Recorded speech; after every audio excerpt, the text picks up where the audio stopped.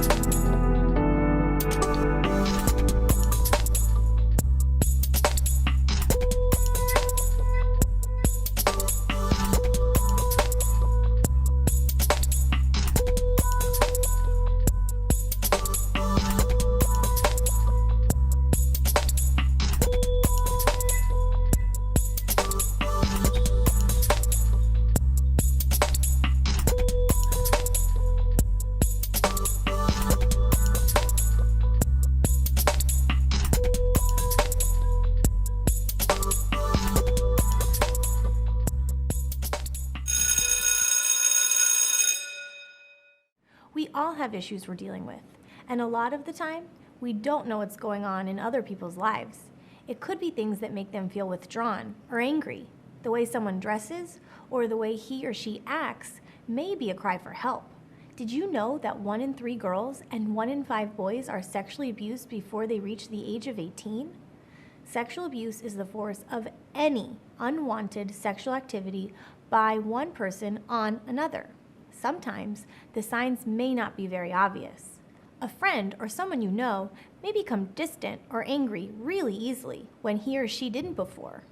Or if your friend starts being absent from school a lot.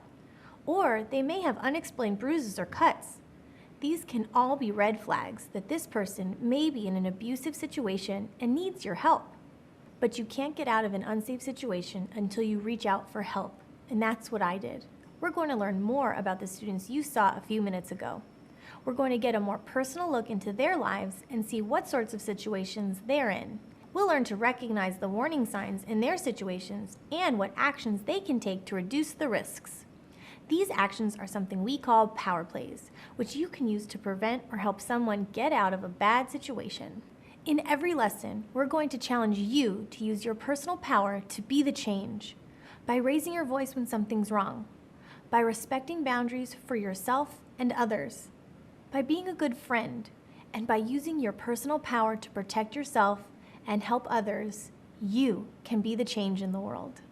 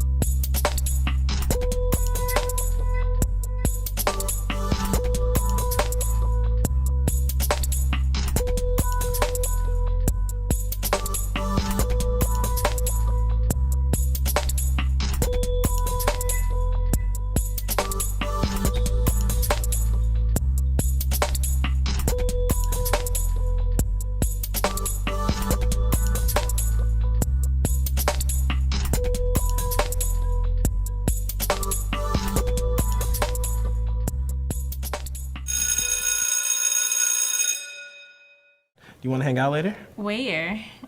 Well, I think the room next to the bus ramp is empty. We'd be alone in there. What do you want to do?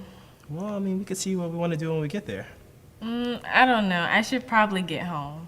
Oh, yeah? Are you going to be alone at home? No, my mom should be there at some point. Oh, really? Yeah. Well, we are going out, right? Yeah. So that means that we're more than friends. Yeah. We all want to be accepted and loved. Middle school is a time when we feel validated by our friendships and sometimes by having a boyfriend or a girlfriend. Relationships are connections and interactions between people. In some relationships, like the ones between you and your friends, there's an equal amount of power. Power sharing occurs when you each get to make decisions. In your family, the adults have the power because they are responsible for things like your well-being, your safety, and your education.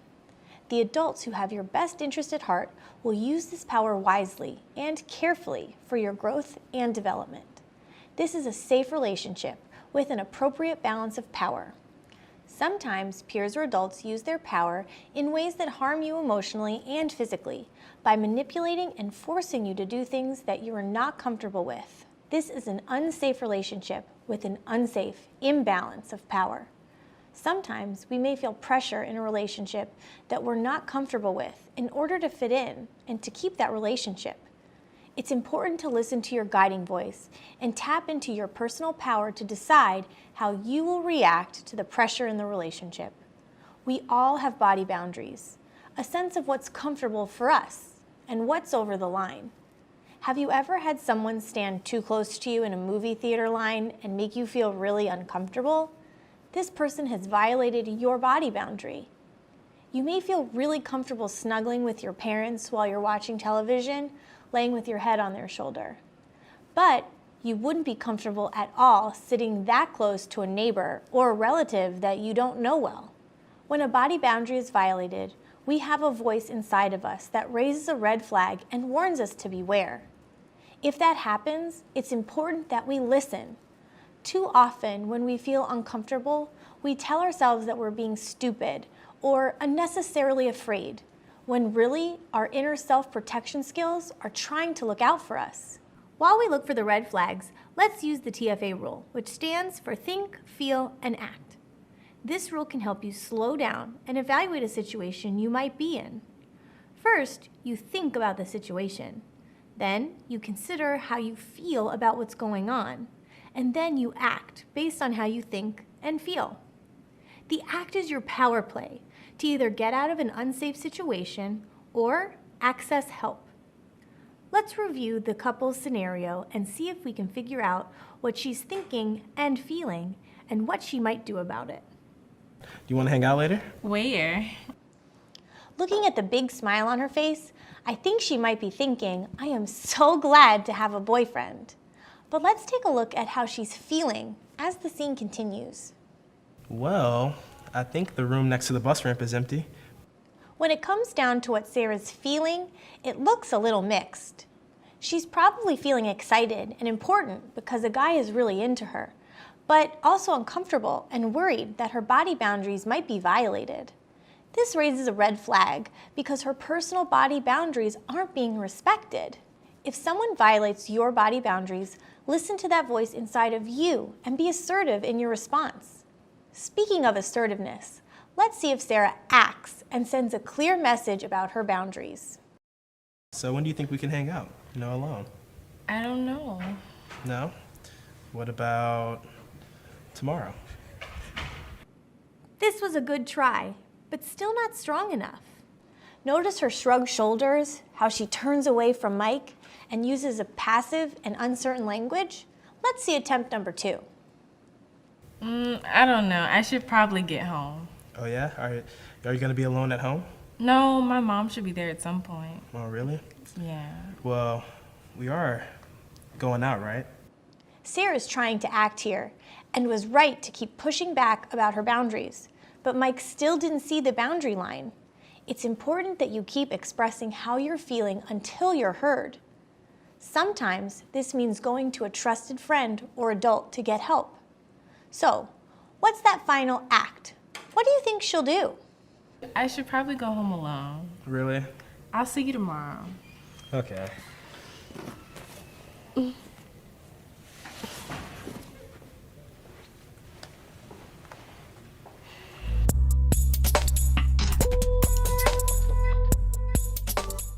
Middle school's the time when we may have relationships and may get to experience what it's like to have a boyfriend or a girlfriend. You can be the change by establishing boundaries in relationships that make you feel comfortable and by respecting other people's boundaries as well. If you see a friend who's having trouble setting a safe boundary in a relationship, talk to him or her and be encouraging. It may be just the support your friend needs.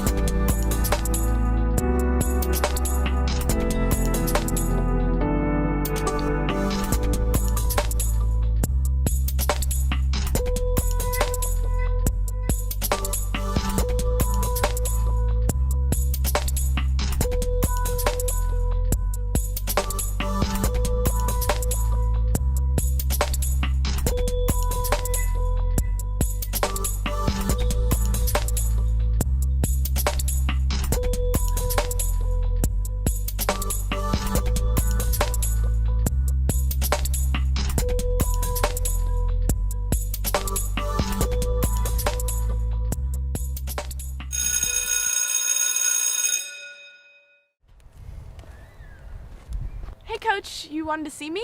Yeah, I've got something for you.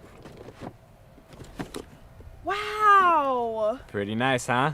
And expensive. Go ahead, take them. They're for you. Really? Thank you. Yeah, your other cleats look pretty broken down. I figured you could use some new ones. But let's just keep this a secret between you and me, okay? Alright. I can't afford to be buying cleats for everybody. It's okay. I understand. I should go pack up.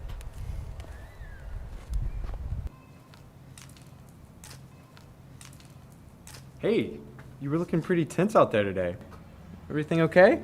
Yeah, I was just having an off day.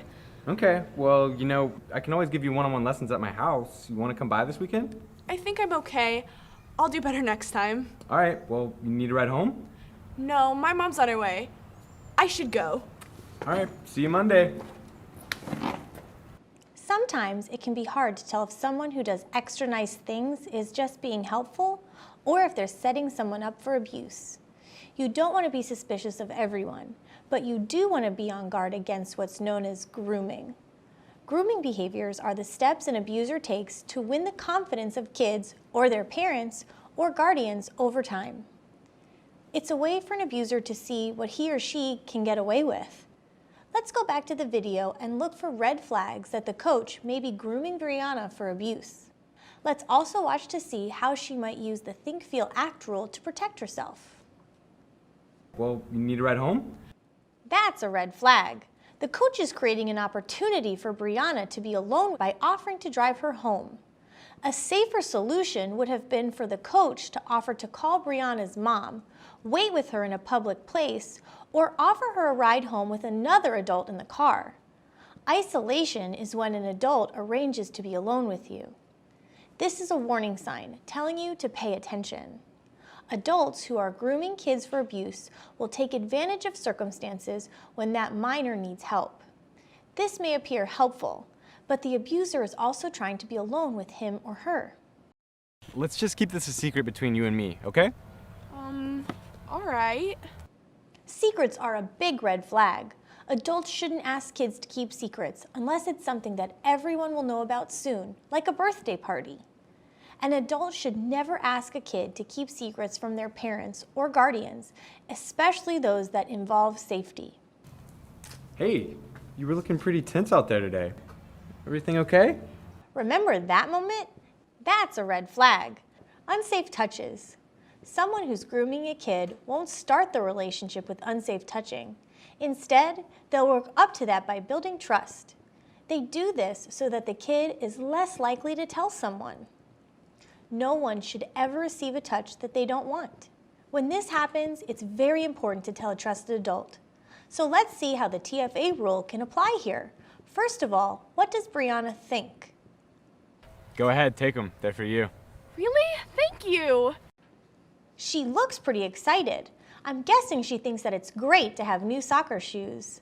But then there's the problem of being asked to keep it a secret. Let's look at how she feels. It looks like she went from being happy to confused when the coach asked her to keep it a secret. And then the coach touched her in a way that creeped her out. When you're feeling bad, confused, or unsafe, that's a clue that you need to do something. You need to act using a power play. Let's see what she does.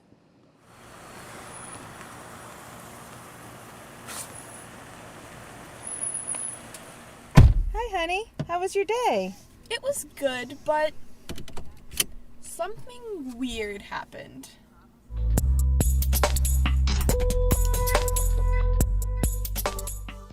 There's a simple way you can be the change to protect yourself from abuse. If you find yourself in a situation that makes you uncomfortable or leaves you confused, talk to an adult that you trust. Abuse will not stop until we raise our voices to break the silence.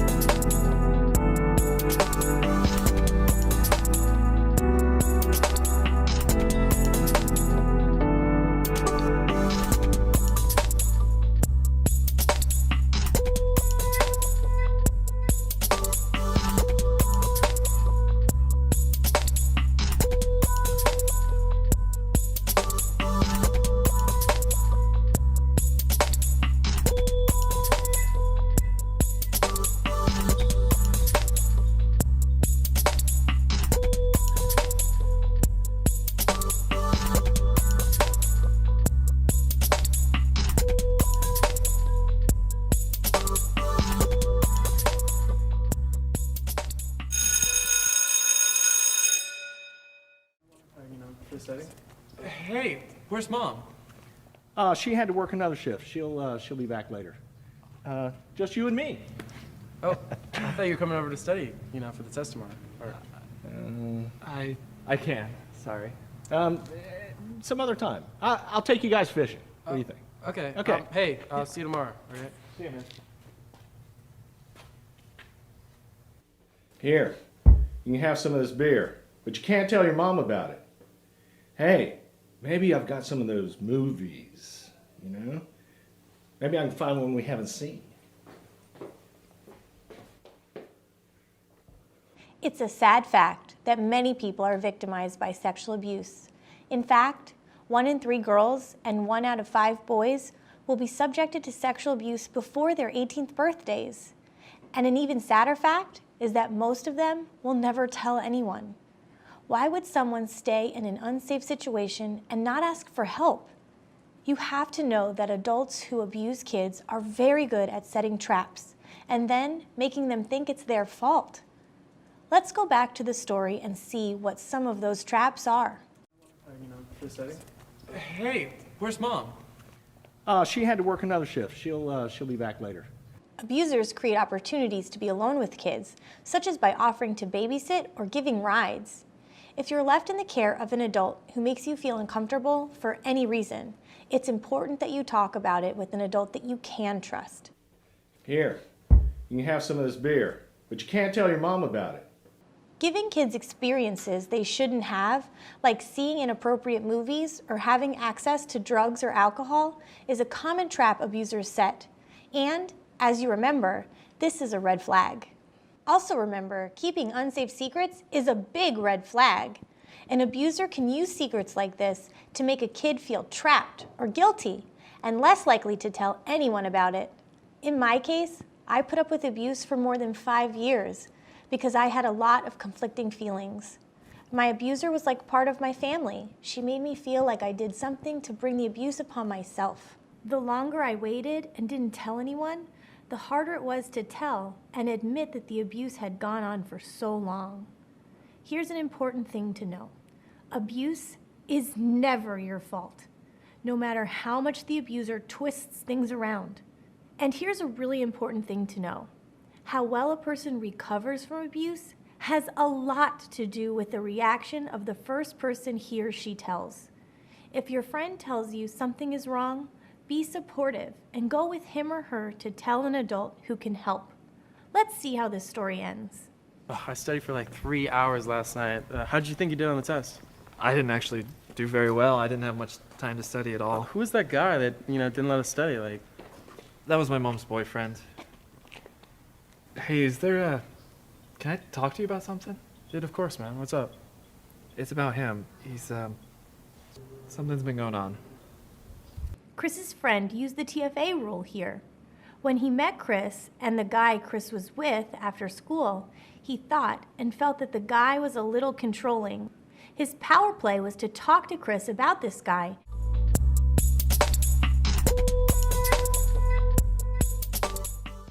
Like we saw, sometimes your friend may not voluntarily tell you if he or she is being abused. You may need to directly ask your friend. You could say things like, "Something seems wrong. You've been really distant lately and don't seem to want to hang out with us anymore. You seem sad. If something is wrong or going on, can you tell me?" And if a friend does disclose abuse to you, try not to act shocked or scared. Don't make your friend feel like it's their fault. Don't say things like, "Why would you let someone do that to you?" Instead, say things like, "I'm so glad you told me, and I'm sorry that that's happening to you. We really need to tell someone, and I'll go with you." Be supportive and help them find the courage to talk to an adult who can get them out of the bad situation. It's a fact that teens who have been abused are more likely to tell about their abuse when directly asked by their trusted friend or peer. This could be one of the hardest moments of your friend's life to reveal what's been going on in their life. Use your personal power and be the change by looking for these signs and asking and supporting your friends through this very difficult time.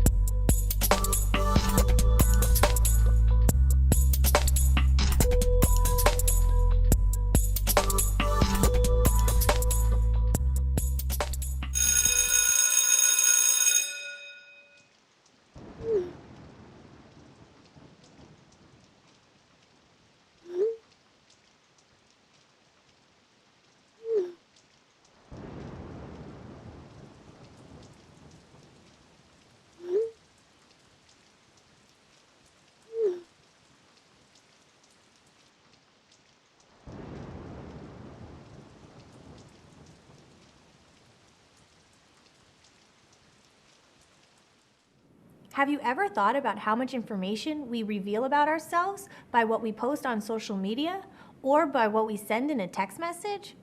It's great to be connected with our friends, but if we're not careful, we might give out information that puts us at risk.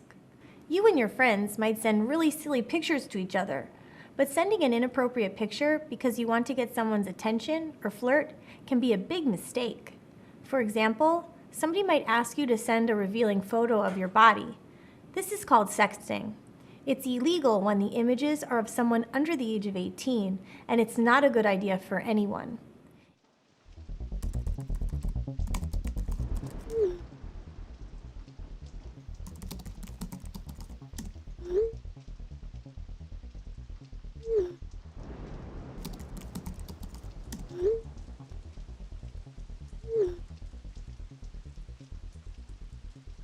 It's never been easier to connect with people who have the same interests as we do.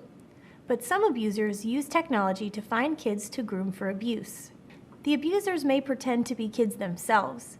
They try to win kids' trust over time to find out where they live, or go to school, or to arrange a meeting. This is called cyber grooming. It's another way you can be at risk, even from within your own home. Here are some power plays you can use to keep yourself safe online. Play online games only with people you know. Don't post revealing information about yourself, like where you live, go to school, play sports, or other locations where someone you don't know could find you. Never agree to meet someone you don't know. Let's go back and see how both of these stories end.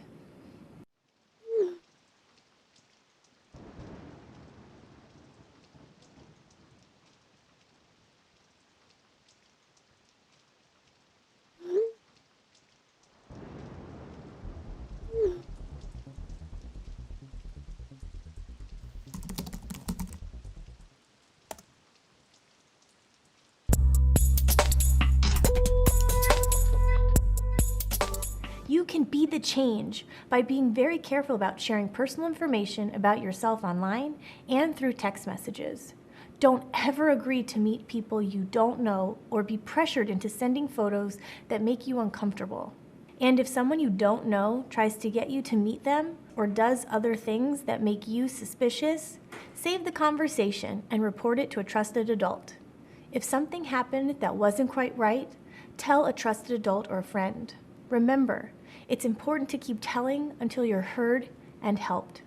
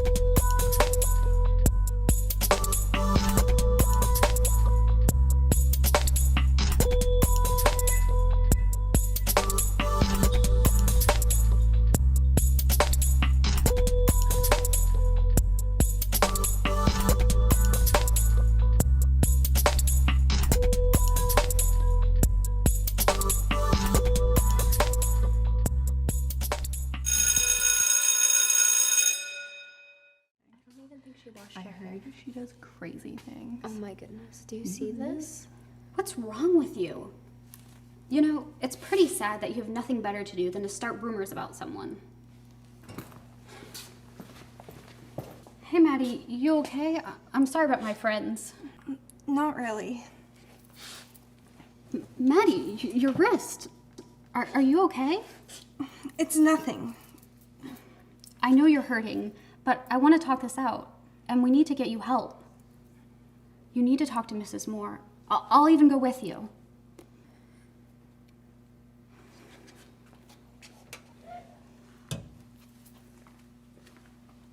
Like we've seen from the last 5 videos, you never really know what a person is going through.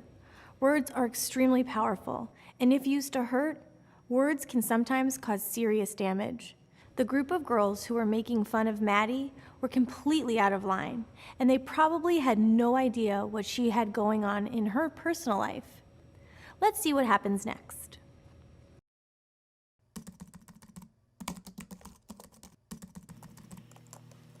Hi, girls. Maddie, you look upset. What's going on? Oh, Maddie, you're going through some tough stuff, aren't you? Well, things are pretty rough at home, and school isn't exactly my favorite place either. Are you hurting yourself? Is someone hurting you? Well, you girls did the right thing by coming to me. And you don't have to worry anymore. None of this is your fault. You don't need to be afraid. We're going to get you some help. But you have to promise not to tell anyone. I can't promise you that. But there are a lot of people who've gone through this. There are people who can help you and be with you every step of the way. I know that talking about this can be a little scary, but you've already proven that you're strong by coming to talk to me. Thank you, Miss Moore. And Kate, thank you for sticking up for me today.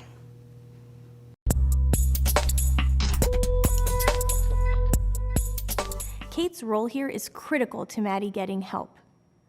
Kate did a great job keeping Maddie safe. Did you notice how she didn't push too hard or ask too many questions? By staying calm in this difficult situation, Kate was able to get Maddie help. The most important thing Kate did was go with Maddie to get outside help from a safe adult.